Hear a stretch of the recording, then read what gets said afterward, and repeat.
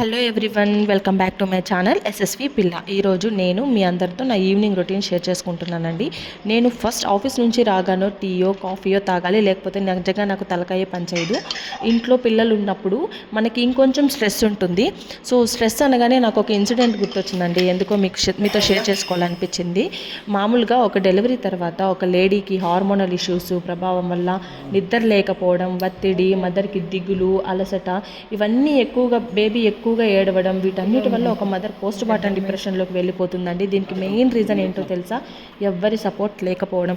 Baby పుట్టిన తర్వాత ఎవ్వరి సపోర్ట్ లేకపోతే కనుక తను ఎంతో ఒంటరిగా ఫీల్ అవుతారండి. కోపం ఎక్కువ అవుతుంది. అంతేకాదండి బాబు, ఘోరమైన ఆలోచనలు కూడా వస్తుంటాయి.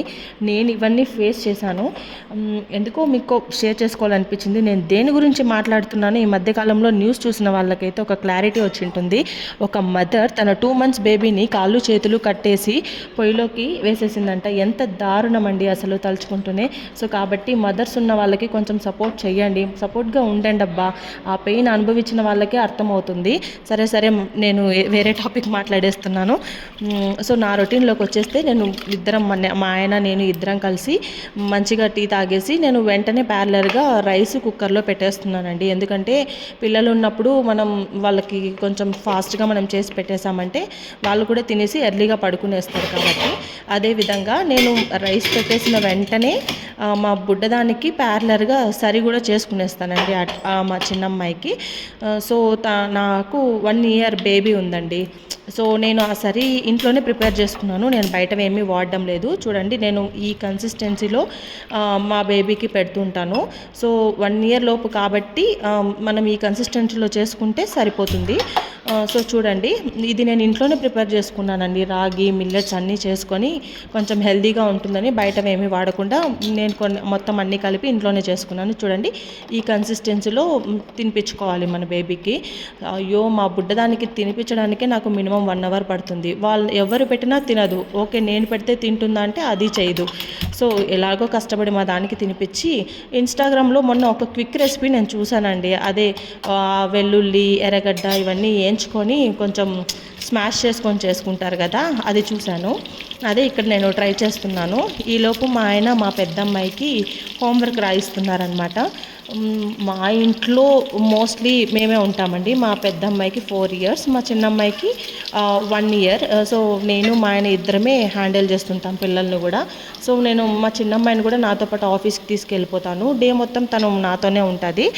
మళ్ళీ ఈవినింగ్ నాతో పాటే ఇంటికి వచ్చేస్తుంది. మా అమ్మాయి స్కూల్ నుంచి వచ్చి ఇంట్లో ఉంటుందండి. సో మా ఆయన కూడా వచ్చి పాపని పికప్ చేసుకొని ఇంట్లో ఉంటారు. పాపని చూసుకుంటూ తన ఆఫీస్ వర్క్ చేసుకుంటూ ప్యారలర్గా ఇలా మేనేజ్ చేసుకుంటున్నాం అనమాట. సో ఇక్కడ చూడండి, నేను వంట చేసుకుంటే మా బుడ్డది వచ్చి ఎత్తుకోవాలని చెప్పి తెగ అల్లరి పెడుతుంది. ఈ పిల్లలు ఉన్న వాళ్ళందరూ రిలేట్ అవుతారండి. మనం ఏం చేస్తున్నా వచ్చి ఇక్కడ వెయిట్ చేస్తూ ఉంటారు. సో ఫైనల్లీ తనని ఎత్తుకొని పెట్టుకొని మళ్ళీ నా వంట కంటిన్యూ చేస్తున్నాను. ఈ వీడియో క్లిప్లో నేను చూపించలేదు, కానీ తను ఇప్పుడు మా చిన్నమ్మాయి నాతో పాటే ఉంది. తనని నేను ఎత్తుకొని ఇక్కడ మిగతా వంట చేసుకుంటున్నాను. సో చూడండి, ఇక్కడ చూపిస్తున్నాను కదా, టమోటాల్ని హాఫ్ మూన్ అంటారు కదా, ఆ టైప్లో కట్ చేసుకొని హాఫ్గా కట్ చేసుకొని ఇలా మనకి కొంచెం ఉడికించుకోవాలండి. స్మాష్ చేయడానికి అనుగుణంగా ఉండేటట్టుగా ఉడికించుకోవాలి. ఇదిగోండి, ఫ్రంట్ బ్యాక్ కూడా నేను మంచిగా లైట్గా ఫ్రై చేసుకొని చేసుకుంటున్నాను.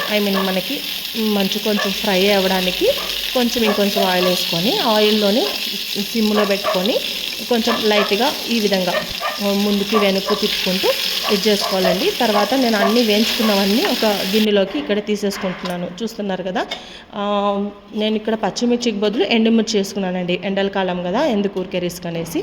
ఫైనల్లీ మొత్తం అంతా అయిపోయాక చేసుకుంటున్నాను. నా వీడియో మీకు నచ్చితే ప్లీజ్ సబ్స్క్రైబ్.